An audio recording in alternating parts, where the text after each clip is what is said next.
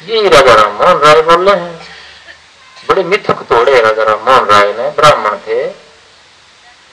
हिंदू धर्म में एक ऐसा चलन था, कहा जाता था कि जो विदेश में चला जाए और वो भी समुद्र के मार्ग से चला जाए तो गऊ का मांस खाने के बराबर है वो, और नरक में जाता है। ये सारे मिथक तोड़े। देखो कोई हिम्मती आदमी तोड़ सकता है इनको। कबीर साहब आए काशी में तो कहते थे कि जो मगहर में मरता है ना वो गधा बनता अगले जन्म में।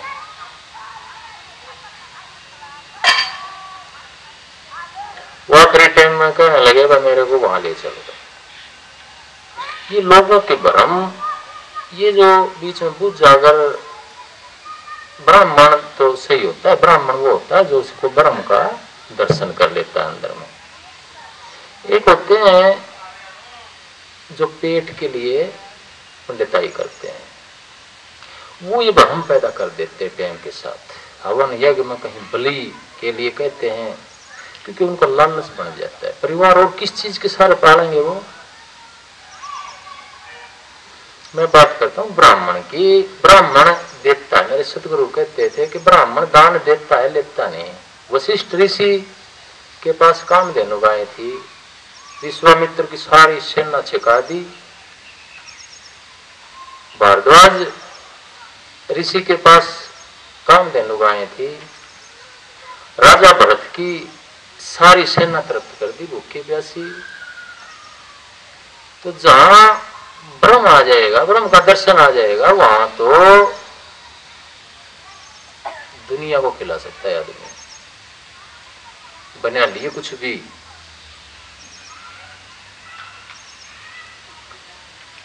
मेरे सतगुरु कहते थे कि मैं भाई थारी सोटी थारे मार दूं, थारे बदान लेकर थारे ऊपर लगा देता हूं। मन ने थोड़ी सी परिभाषा उसकी दी, बदल थारी सोटी थारा मारने का विचार है, लेकिन विचार ये है कि मैं क्यों बचौलिया बनूं भाई।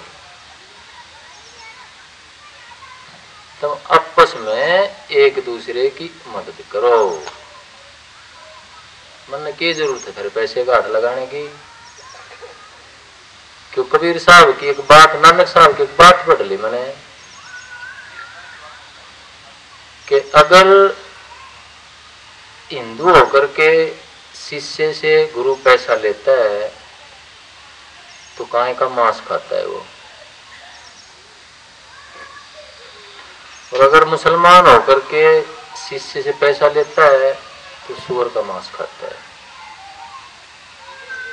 अब जो चीज मेरी आंखों के नीचे कैसे निकल जाती है तो जब मैं उसका उल्लंघन करता हूं ना, मेरी आत्मा में जस जाओ बात है, फिर वो बात मेरे को याद आ जाती है उसी टाइम पर कि ये तो ये कर्म करना है ऐसा करके। तो इसलिए ये जो मार्ग है, मेरे सतगुरु कहते थे कि 3 बातें बताते थे राधा स्वामी पंथ के बारे में। गर्मी ज्यादा लग रही है, ज्यादा टाइम नहीं लूंगा, मोटी मोटी बातें बताऊंगा। 3 बातें बताते थे। एक तो कहते थे कि राधा स्वामी पंथ निखालस क्या है, कलाकंद और मिश्री। निखालस कलाकंद और मिश्री है, कोई मिलावट नहीं है, शुद्ध है, शुद्ध मिठाई है। क्यों है शुद्ध? निरी शुद्धता मेरे जान की बात करता है। ये सीधी बीज की शाखाओं की बात ही नहीं करता जो मिलावट है। सीधी शब्द और ज्योति की बात करता है, अनदनाद और नूर की बात करता है। जो उस कुल मालिक का साकार रूप, सबसे बड़ा साकार रूप ये है। आप देखते हो, जो भी चीज देखते हो साकार रूप कोई देवी देवता बना लेते हो, कोई गुरु का चित्र बना लेते हो, ये सब साकार भक्ति है। लेकिन राधा स्वामी पंथ कहता है कि ये भी एक श्रद्धा को मजबूत करने की एक सीढ़ी है। जो सही साकार रूप होगा वो अंतर में गुरु के चरण आएंगे। और वो क्या है जो त्रिकुटी में जाकर मिलते हैं, वो क्या है? नूर और अनहद नाद। सारा इस्लाम धर्म, सारा ईसाई धर्म नूर और नाद पर खड़ा है। सारा हिंदू धर्म का उपनिषद ज्ञान अनहद नाद और ज्योति स्वरूप पर खड़ा है। ये है कलाकंद और मिश्री, बाकी सब मिलावट। मैं ये नहीं कहता कि जितनी भक्ति है व्यर्थ है, लेकिन वो सिर्फ श्रद्धा पैदा करने के लिए एक पैड़ी है, एक सीढ़ी है। और सीढ़ी को पकड़कर आप चलते नहीं। बस में आए हो, गाड़ी में आए हो, बैठ के बाहर खड़ी कर दी, पकड़ कर नहीं ले आए। यहाँ पर सीढ़ी को मंजिल में जाकर के, मंजिल थी थारी सत्संग में आना, वो तो सीढ़ी थी वहीं छोड़ दिया अपने बाहर, वो साथ नहीं चलती। तो ये चीजें जो पूजा पाठ हवन यज्ञ है, ये सिर्फ श्रद्धा पैदा करने का एक साधन है। किसी की पूजा कर लो, गुरु की पूजा कर लो, अवतार की पूजा कर लो, देवी देवता की पूजा कर लो, सिर्फ एक सीढ़ी है। जब मंजिल की तरफ जाएंगे तो गुरु का और परमात्मा का जो सबसे बड़ा साकार रूप है वो दो हैं, और वो है ज्योति स्वरूप और अनहद नाद, या जिसको वर्ड या कलमा बोल लो। और यहां से फिर इनके साथ जुड़ करके आप फिर निराकार में चले जाते हैं। ये भी निराकार है अपने आप में, मन भी निराकार है अपने आप में, इनको पकड़ा नहीं जा सकता।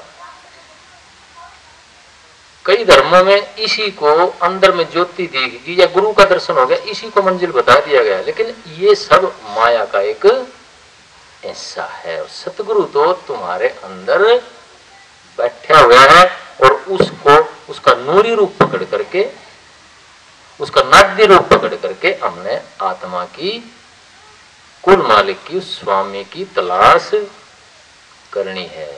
इसलिए क्या होया, ये पंथ निखालस, कलाकंद और मिश्री, इसकी सिद्धि सारे धर्म करते हैं।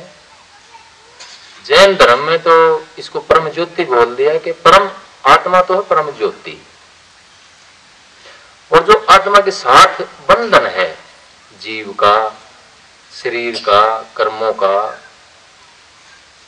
इसको प्रदेश बंध कह दिया। कि जब वो परम ज्योति जगती अंदर में, तो वो जड़ और चेतन को काटती है, तलवार जैसे काट देती है ना, अलग अलग कर देती है। न्यारा न्यारा दूध और पानी उससे अंश कर देता है। तो जो आत्मिक आत्मा होती है वो घालमेल हो रहा है आत्मा का कर्मा का।